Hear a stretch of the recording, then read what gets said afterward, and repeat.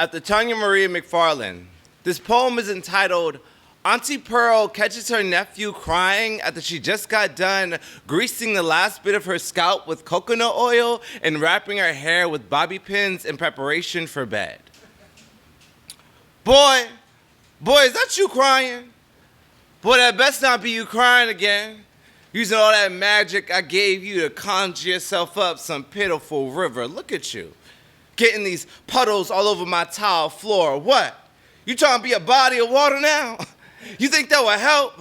Allowing someone to sink inside you as if drowning them is the only way you can take a man's breath away. Listen, child, using thirst as leverage ain't never been the cure for drought.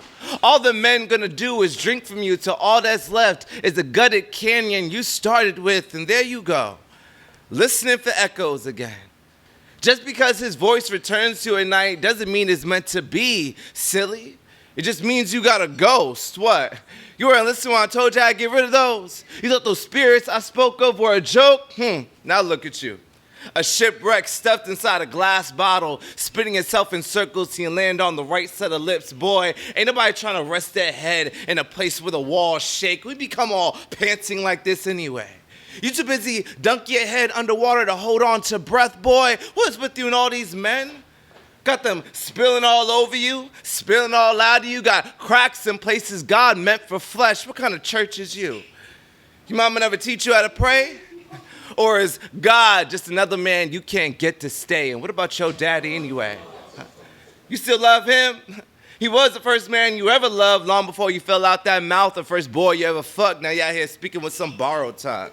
Trying to convince yourself that your name is just a small trinket of breath best searched for in the dark, turning your body into a noise only whimpered in the presence of heat. And believe me, I know just how sad that must be, child, to be a thing in constant need of translation. But remind me, what was this boy's name again? The one that got you rattling like a pot of two loose screws? Do you remember his name, child? Didn't even have a name, child.